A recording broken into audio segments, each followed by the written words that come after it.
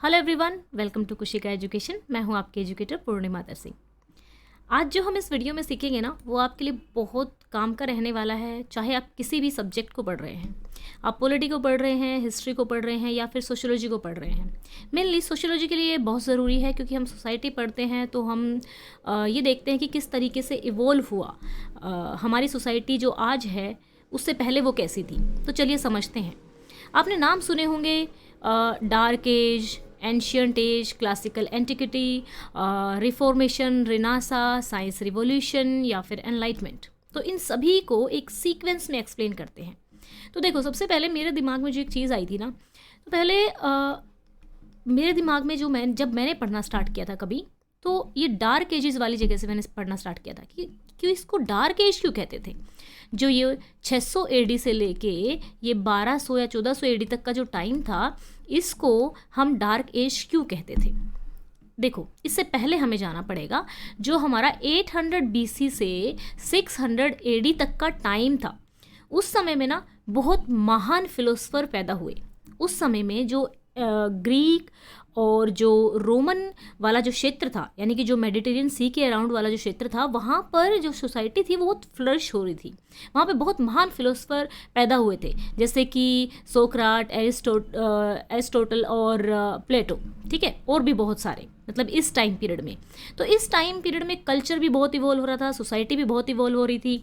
और जब यहाँ इवॉल्व हुई तो बाकी जैसे कि north Africa, Europe, western Asia, सब जगह पे ये गई। तो यानी कि ये पीरियड एक डेवलपमेंट का था। लेकिन जब ये वाला फेज़ आया ना, यहाँ पे 600 एडी से लेके अराउंड 1400 एडी का, तो इसमें बहुत सारे वॉर हुए। रोमन जो एम्पायर था वो फॉल हुआ, उसका डिवाइड हुआ। तो इसीलिए इसको डार्क एजेस, यानी कि यहाँ पे चीज़ें बहुत पॉजिटिव वे में डेवलप हो रही थी, तो यहाँ चीज़ें नेगेटिव वे में डेवलप होती जा रही थी। तो अब बात आती है कि जब ये पीरियड जाता है, यानी कि यहाँ पे चर्च का बहुत बड़ा डोमिनेंस होता है, सुपरस्टिशंस होता है। फिर उसके बाद आता है रिनासा। रिनासा से पहले ना रिफॉर्मेशन का एक कह सकते हो कि रिनासा से पहले अब आप बोलेंगे रिनासा क्या होता है, मैं बताऊंगी। हो क्या रहा था कि यहाँ पे जो ये आइडियाज़ डाई होने स्टार्ट हो गए थे। रिनासा का मतलब होता है रीबर्थ, पुनर्जागरण, ठीक है ना। तो ये लोग जो पुरानी चीज़ें थी उनको तो डिस्कवर कर ही रहे थे। डिस्कवर क्या, उनको रिवाइव कर रहे थे कि भाई हमें अपनी जो ह्यूमन की अचीवमेंट्स है ना, एक पर्टिकुलर आदमी की अचीवमेंट है, उस पर फोकस करना चाहिए, ना कि हमेशा भगवान को खुश करने के लिए देखना चाहिए। यानी कि यहाँ पे रिनासा का एक बहुत बड़ा फैक्टर है ह्यूमनिज्म, यानी कि ह्यूमन की अचीवमेंट्स में। तो नासा के टाइम में बहुत बढ़िया जो पेंटर्स थे, क्लासिकल थ्योरी थी, फिलोसफी थी, वो डेवलप होना स्टार्ट हुई। अब ये रिफॉर्मेशन क्या है? रिफॉर्मेशन समझे तो देखो क्या था ना, चर्च का बहुत ज़्यादा डोमिनेंस था। चर्च, इवन किंग को भी चर्च से परमिशन, यानी कि जो चर्च के अंदर पोप रहते थे उससे परमिशन लेनी पड़ती थी। और एक और फंडा था कि चर्च के थ्रू आप अपने गुनाह माफ़ करवा सकते थे, ठीक है। तो यहाँ पे एक मार्टिन लूथर किंग आते हैं, तो वो किंग नहीं है, सॉरी किंग नहीं, एक टीचर होते हैं। वो इस चीज़ को रिजेक्ट करते हैं। वो कहते हैं कि हमारा डायरेक्ट कनेक्शन है भगवान से, चर्च कोई इंटरमीडिएट नहीं है हमें गॉड से कनेक्ट करने के लिए। तो यहाँ पे प्रोटेस्टेंट रिफॉर्मेशन आता है, यानी कि चर्च का जो एक और डॉक्ट्राइन, एक और पार्ट, एक और आप कह सकते हो कि एक सेक्ट पैदा होता है, प्रोटेस्टेंट रिफॉर्मेशन, जो कि ये मानता है कि जो भी अथॉरिटी आती है वो हमारी किससे आती है? भगवान से आती है, बाइबल से मिलती है, ना कि किसी पोप से या किसी चर्च से, ठीक है। और यहीं पे हमारी नई नई डिस्कवरी आना स्टार्ट हो जाती है। जब नई डिस्कवरी आती है, जैसे न्यूटन है और गैलीलियो है, ठीक है, कोपरनिकस हैं, तो ये साइंटिफिक रिवॉल्यूशन को लेकर आते हैं, ठीक है। अभी मैं आप लोगों को बताऊंगी साइंटिफिक रिवॉल्यूशन आता है। साइंटिफिक रिवॉल्यूशन के बाद लोग एनलाइटमेंट की तरफ बढ़ते हैं। एनलाइटमेंट उस पीरियड को कहा जाता है जब लोग रीज़न के साथ चीज़ों को समझने की कोशिश करते हैं, लॉजिक के साथ चीज़ों को समझने की कोशिश करते हैं। और उसके बाद तो फिर आपको मालूम ही है कि किस तरीके से यही इसी पीरियड में को आप यहाँ पे एक और ऐड कर सकते हो कि यहीं पे एक्सप्लोरेशन मतलब क्या कर रहे थे लोग? व्यापार के अलग अलग चीज़ें ढूंढ रहे थे, अलग अलग रास्ते ढूंढ रहे थे कि भाई अमेरिका को खोजा इसी टाइम पीरियड में, भारत आए इसी टाइम पीरियड में, अमेरिका खोजा गया और अलग अलग सी रूट्स देखे गए। तो ये टाइम पीरियड जो है ना हमें थोड़ा ध्यान रखने की ज़रूरत है जब हम पढ़ेंगे ना। तो ये एक पिक्चर, मतलब मेरा पढ़ने का तरीका ऐसा है कि मैं पहले एक माइंड मैप बनाती हूँ, उसके बाद उनमें थ्योरीज़ को फिट करती हूँ। तो हो सकता है आपको ये अच्छा लगता हो। तो चलिए अब मैंने आप लोगों को वैसे तो बता दिया है कि भाई ये क्लासिकल, इसको एक तरीके से कह सकते हैं, क्योंकि क्लासिकल एंटिक्विटी यानी कि यहाँ पर एक डेवलपमेंट का फेज़ था। यहाँ पे डेवलपमेंट कम हुआ, वार ज़्यादा हुए, जो साम्राज्य थे वो फॉल होना स्टार्ट हुए, आपस में लड़ाइयाँ ज़्यादा हुई, सुपरस्टिशन ज़्यादा बढ़ा, फिर रेनेसां आया, फिर पुनर्जागृत हुए हम लोग, ठीक है, और रिफॉर्मेशन हुआ, एक्सप्लोरेशन हुआ, फिर कॉलोनाइजेशन भी इसी फेज़ में आ जाता है एक तरीके से। साइंटिफिक रिवोल्यूशन होने स्टार्ट होते हैं। जब साइंस आती है ना तो अपने आप ही, अब जैसे फॉर एग्जांपल जब भी मैं करवा चौथ का व्रत रखती हूँ तो मैं सोचती हूँ कि यार जो चांद है वो तो एक सैटेलाइट है ना, वो तो पृथ्वी के चारों ओर चक्कर लगाता है, मुझे उसको पानी क्यों देना है, और मुझे उसको पानी दे के अपने हस्बैंड का फेस क्यों देखना है? क्यों? क्योंकि साइंस ने मुझे ये सिखाया, साइंस ने मुझे ये बताया कि जो चांद है वो क्या करता है, पृथ्वी के चारों ओर चक्कर लगाता है और जस्ट एक उपग्रह है, ठीक है ना। तो साइंस के अकॉर्डिंग मैंने रीज़न करना स्टार्ट कर दिया।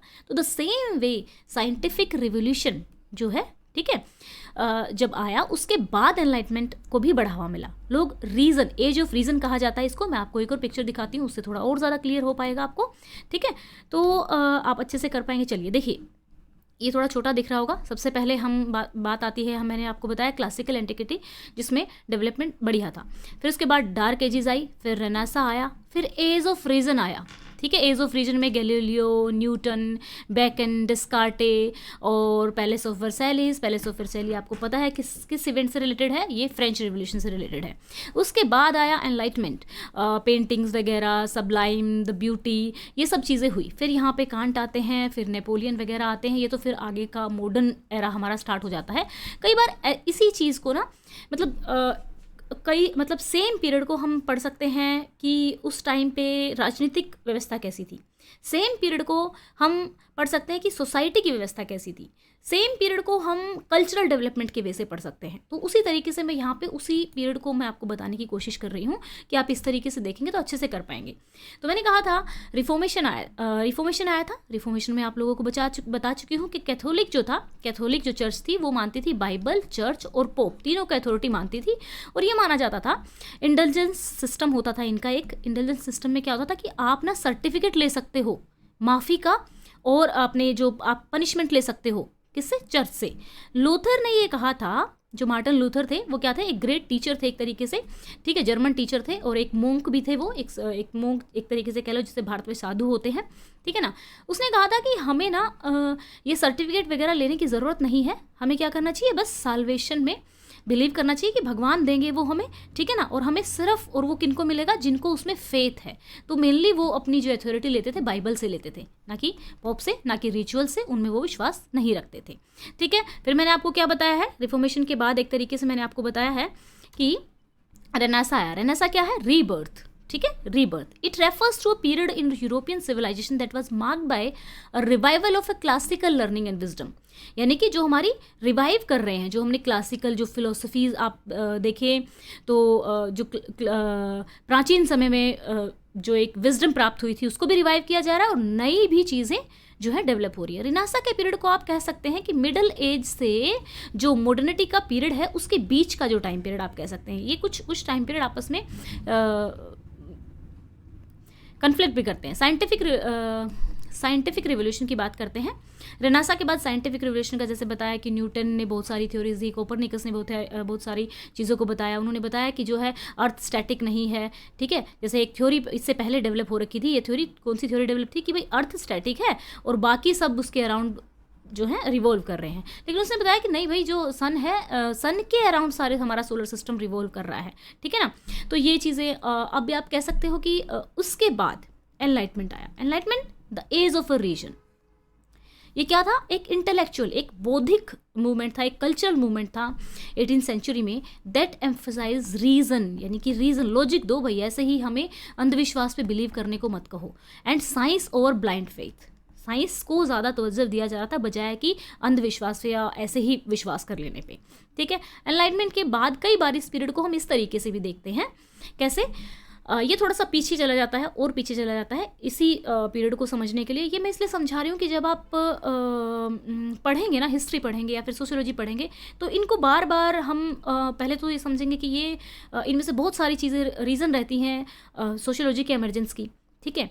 और बहुत सारा टाइम होता है कि जब हम हिस्ट्री पढ़ रहे होते हैं तो कुछ कुछ चीज़ें बार बार कुछ वर्ड आ जाते हैं जो हमें कंफ्यूज करते हैं कि यार ये मिडिवल एज क्या है, लेटर मिडिवल एज क्या है, क्लासिकल एंटिक्विटी क्या है। तो ये चीज़ें हमें पता होनी चाहिए। तो ये तो देखो बहुत ही देखो, अगर 1 मिलियन की बात करें हम, तो 1 मिलियन कितना होता है, 10 लाख के इक्वल होता है, ठीक है। तो ये 3 मिलियन की बात कर रहा है, 3 मिलियन ईयर्स, ठीक है। तो यहाँ पे अगर हम 3 × 10 लाख कर दें, ठीक है, तो यहाँ पे 300 लाख BC पहले की बात हो रही है। तो उस टाइम पे फर्स्ट ह्यूमन स्पीसीज़ एक तरीके से कह सकते हो जो बंदर टाइप के फॉर्म की थी लिटिल बिट, ठीक है, वो यहाँ पे हुई थी। और उसके बाद अगर हम देखें तो फायर का जो आग का एक इवॉल्व हुई थी, आग जब पता लगी थी वो 1 मिलियन ईयर BC के आसपास हमें पता लगी थी। फिर जिसको इस पूरे पीरियड को हम पैलेओलिथिक एज बोलते हैं। और ये जो 10,000 BC वाला पीरियड है, इसमें यहाँ पे एग्रीकल्चर स्टार्ट हो चुका था, कृषि स्टार्ट हो चुकी थी। फिर यहाँ पे आप देख सकते हो 3000 BC में, ठीक है, क्योंकि BC घटता है और AD बढ़ता है, ये लॉजिक तो आपको पता ही होगा। 3000 BC में जो है राइटिंग इवॉल्व हो चुकी थी। फिर यहाँ पे एंशियंट एज, ठीक है ना, ये इसी बीच में हमने 800 BC से लेके क्लासिकल एंटिक्विटी वाला भी पढ़ा। फिर उसके बाद मिडिवल एज इसको कहा जाता है, जो 476 AD से 492 AD का होता है। 492 AD से 1790 AD में, क्योंकि यहाँ पे रेनेसां स्टार्ट होता है, रिफॉर्मेशन आता है, एनलाइटमेंट आता है, एक्सप्लोरेशन आता है, यानी कि जब कॉलोनाइजेशन हो रहा होता है एक तरीके से। यहाँ पे देखिए डिस्कवरीज़ का पीरियड आता है ये। फिर हमारी अब जो चल रही है कंटेम्प्रेरी टाइम, जिसमें अभी हम जी रहे हैं, वो समय आता है। तो ये थोड़ा सा एक माइंड मैप जब बन जाता है तो थोड़ा इजी हो जाता है समझने के लिए। मुझे ज़रूर बताइएगा कि आपको वीडियो कैसी लगी है। आई होप सो ये वीडियो आपको अच्छी लगी होगी।